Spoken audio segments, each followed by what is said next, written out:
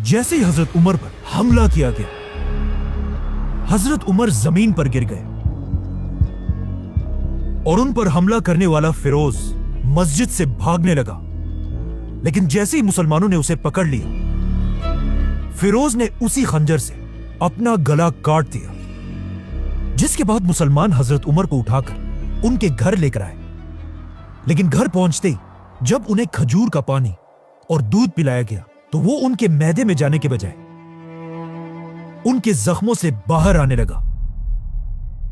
یہ دیکھ کر حضرت عمر کے ڈاکٹر نے انہیں کہا کہ یا امیر المومنین، اللہ کو یاد کریں، کیونکہ اب آپ کا زندہ رہنا امپاسبل ہے۔ اب جب حضرت عمر نے اپنے ہی موت کی خبر سنی تو وہ اس سوچ میں پڑ گئے کہ مسلمانوں کی اس خلافت، جو دنیا کی سب سے بڑی سپر پاور تھی، کا نیا خلیفہ کون ہوگا۔ تو اب حضرت عمر سے ان کے منسٹرز، جنرلز اور بڑے بڑے صحابہ آ کر ملنے لگے اور سب مل کر حضرت عمر کو اسلام کے تیسرے خلیفہ کے بارے میں اپنی رائے دینے لگے۔ تو سب سے پہلے ایک آدمی نے حضرت عمر کو اپنی رائے دی کہ یا امیر المومنین، آپ دنیا کے اتنے بڑے خلیفہ ہیں اور دنیا کا رواج یہ ہے کہ ہر بڑے بادشاہ کے بعد اسی کا بیٹا بادشاہ بنتا ہے، تو اب آپ بھی اپنے بعد اپنے بیٹے عبداللہ بن عمر کو مسلمانوں کا نیا خلیفہ بنائیں۔ یہ سن کر حضرت عمر نے اسے دیکھا اور کہا، اللہ تمہیں تباہ کرے، افسوس ہے تمہاری اس سوچ پر۔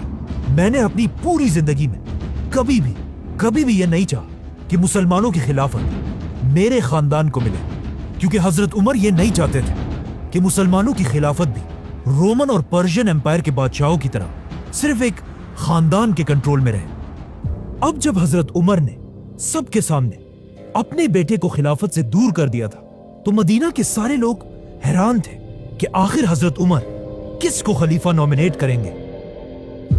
فائنلی حضرت عمر نے اپنے بیٹے کو پاس بلایا اور اسے کہا، لکھو، میں اپنے بعد صرف 6 لوگوں کو مسلمانوں کا خلیفہ بننے کے قابل سمجھتا ہوں۔ یہ 6 صحابہ کوئی عام لوگ نہیں تھے، بلکہ ان سب کا تعلق ان 10 لوگوں سے تھا جنہیں رسول اللہ صلی اللہ علیہ وسلم نے اپنی زندگی میں جنت کی خوشخبری سنائی تھی، جنہیں عشرہ مبشرہ 10 بلیس صحابہ کہا جاتا ہے۔ لیکن اب مسئلہ یہ تھا کہ ان 10 صحابہ میں ایک تو حضرت عمر خود تھے اور 2 صحابہ ان سے پہلے ہی فوت ہو چکے تھے، اور 7 صحابہ ایسے تھے جو اب بھی زندہ تھے۔ تو حضرت عمر نے ان 7 صحابہ میں سے 6 کو خلافت کے لیے نومینیٹ کیا اور صرف ایک کو باہر رکھا، کیونکہ اس صحابی کا نام سعید بن زید تھا، اور یہ حضرت عمر کے کزن اور انہی کے قبیلے سے تھا۔ مطلب حضرت عمر اگین یہ نہیں چاہتے تھے کہ خلافت کسی ایک خاندان کے کنٹرول میں آئے، چاہے وہ خاندان ان کا اپنا ہی کیوں نہ ہو۔ ساتھ ہی حضرت عمر نے یہ آرڈر بھی دیا کہ میرے بیٹے عبداللہ بن عمر کو بھی خلافت کے اس فیصلے میں شامل کیا جائے، لیکن اسے مسلمانوں کا خلیفہ بننے کی اجازت نہیں۔ حضرت عمر نے وفات سے پہلے مسلمانوں کو کلیئر آرڈرز دیے تھے کہ مجھے دفنانے کے فوراً بعد ان 6 صحابہ کو مدینہ کے ایک گھر میں بند کر دیا جائے تاکہ یہ خلیفہ کا فیصلہ کر سکے، جس کے بعد ان کے پاس صرف 3 دن کا ٹائم ہوگا کہ یہ لوگ آپس میں ڈیسائیڈ کر کے کسی ایک کو مسلمانوں کا تیسرا خلیفہ بنائے، اور ساتھ ہی 50 لوگوں کو تلواروں کے ساتھ اس گھر کے باہر ان کی حفاظت کے لیے کھڑا کیا جائے۔ ایسا حضرت عمر نے اس لیے بھی کیا کہ ان 6 لوگوں میں سے کوئی بھی خلیفہ کے اس الیکشن کے دوران اپنے قبیلے کے لوگوں سے نہ مل سکے، تاکہ وہ ان کے ذہنوں میں ادھر ادھر کی باتیں نہ ڈالیں اور یہ خود اپنی مرضی سے فیصلہ کریں۔ اور پھر حضرت عمر نے اپنا آخری حکم دیا کہ جب یہ 6 صحابہ کسی ایک کو خلیفہ بنا دیں، اس کے بعد ہر آدمی کو یہ فیصلہ ماننا ہوگا، اور جو نہ مانے اس کا سر کاٹ دیا جائے۔ اس طرح حضرت عمر نے مسلمانوں کی تاریخ کے پہلے الیکشنز کا سسٹم بنایا، اور صرف مسلمانوں کے نہیں बल्कि ये दुनिया के सबसे पहले इलेक्शंस में से एक था।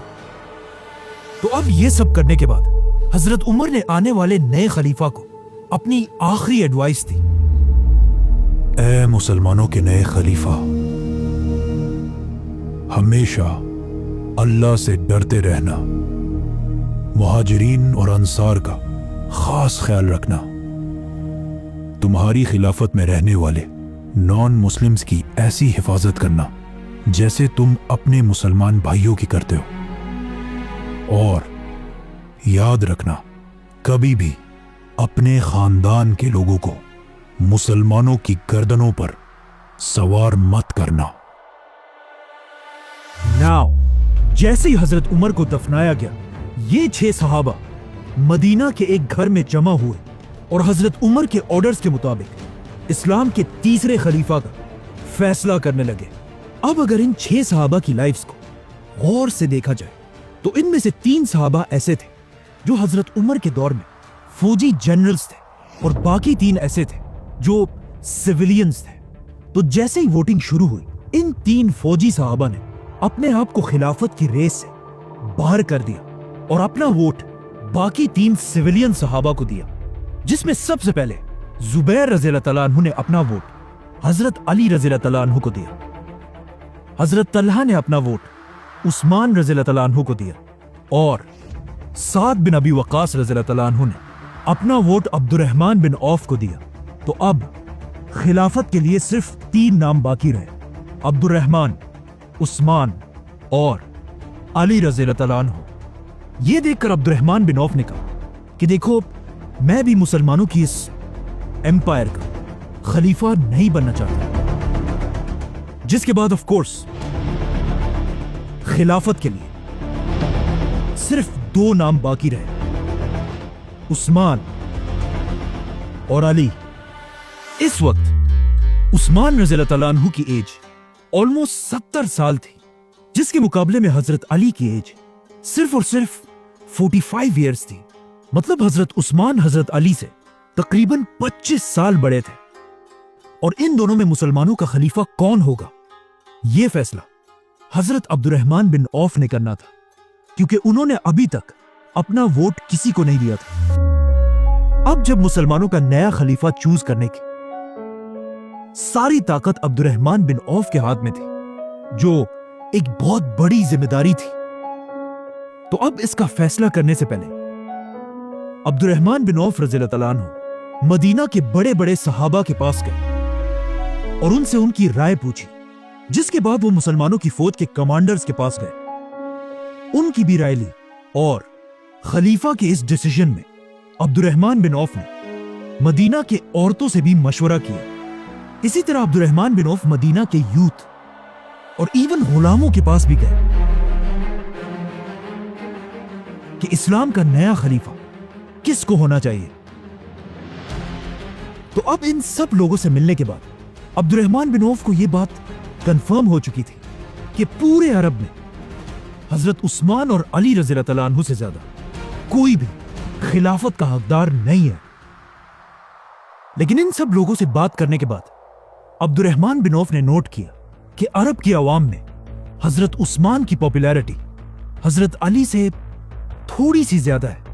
और ऐसा इसलिए था क्योंकि हजरत उस्मान एक सहाबी होने के साथ साथ इस खिलाफत के सबसे अमीर आदमी भी थे और मुसलमानों की इस पूरी खिलाफत में अपनी जेनरोसिटी और सखावत की वजह से मशहूर थे, जिसकी वजह से अरब के आम लोग हजरत उस्मान को बहुत पसंद किया करते थे। इसके अलावा एक पॉइंट यह भी था कि अब तक हजरत उमर अपने 10 साल की खिलाफत में एक बहुत ही सख्त खलीफा थे और उन्होंने अपने 10 सालों में बहुत ही स्ट्रिक्ट रूल्स बनाए थे।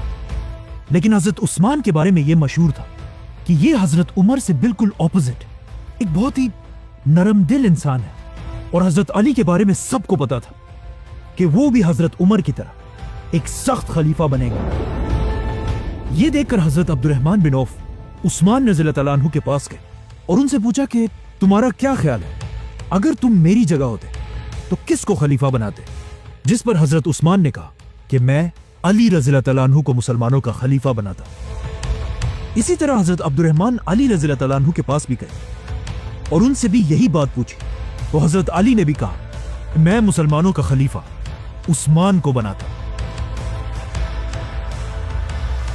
जैसे ही 3 दिन पूरे हुए, मदीना के सारे मुसलमान फजर की नमाज में मस्जिद नबवी में जमा हुए और इस बात का इंतजार करने लगे कि मुसलमानों का नया खलीफा कौन होगा। कहा जाता है कि उस दिन मस्जिद में इतने लोग जमा थे कि इवन हजरत उस्मान को भी बैठने की जगह नहीं मिली और वो मस्जिद के सबसे आखिर में जाकर बैठे। नाउ पूरी मस्जिद खामोशी से तीसरे खलीफा के नाम का इंतजार करने लगे। तो अब्दुर्रहमान बिन औफ इन सब के सामने खड़े हुए और एक लंबी दुआ करने के बाद सबसे पहले हजरत अली को अपने पास बुलाया और उनका हाथ पकड़कर पूछा, अली, क्या तुम अल्लाह, उसके रसूल और अबू बकर और उमर के तरीके पर चलोगे? तो हजरत अली ने कहा कि मैं उतना ही कर सकता हूं जितना मुझ में ताकत हो, मतलब I will do my best. जिसके बाद अब्दुर्रहमान बिन औफ ने हजरत उस्मान को अपने पास बुलाया, उनका हाथ पकड़ा और उनसे भी यही सेम बात पूछी, जिस पर हजरत उस्मान ने कहा कि अल्लाह की कसम, मैं ऐसा ही करूंगा। आखिर अब्दुर्रहमान बिन औफ ने अपने हाथ उठाए, आसमान की तरफ देखा और कहा, या अल्लाह, खिलाफत की जो जिम्मेदारी आपने मेरे ऊपर डाली थी उसे मैं आज उस्मान के हवाले करता हूं और यही मुसलमानों का नया खलीफा होगा। यह सुनकर सबसे पहले हजरत अली ने उस्मान रज़ियल्लाहु तआला अन्हु के हाथ पर बैत की, जिसके बाद मस्जिद में बैठे सारे लोग हजरत उस्मान के पास आकर उनके हाथ पर बैत करने लगे। तो हजरत उस्मान मस्जिद नबवी में रसूलुल्लाह सल्लल्लाहु अलैहि वसल्लम के मिंबर पर चढ़े और अपनी खिलाफत की पहली स्पीच की, जिसमें उन्होंने लोगों को दुनिया की मोहब्बत छोड़कर आखिरत की जिंदगी की तैयारी करने का हुक्म दिया। ऑलमोस्ट 70 साल की उम्र में खलीफा बनने के बाद हजरत उस्मान ने अपना सबसे पहला हुक्म यह दिया कि मुसलमानों की इस खिलाफत की पूरी फौज और गवर्नमेंट ऑफिसर्स की तनख्वाहों को बढ़ा दिया जाए। और फिर मदीना से हजरत उस्मान ने सारे गवर्नर्स की तरफ लेटर्स भेजे, कूफा, बसरा, दमश्क, अलेक्जेंड्रिया। इन लेटर्स में हजरत उस्मान ने क्लियर ऑर्डर दिया था कि हजरत उमर तो दुनिया से चले गए हैं, लेकिन मुसलमानों की यह खिलाफत अब भी उसी तरह चलेगी जैसे हजरत उमर के दौर में थी।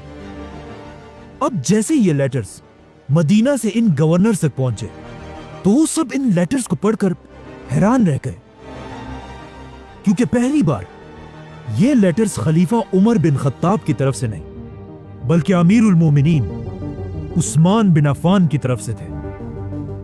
और इस तरह इस्लाम का एक नया दौर शुरू हुआ, खिलाफत ऑफ उस्मान रज़ियल्लाहु अन्हु। सब्सक्राइब।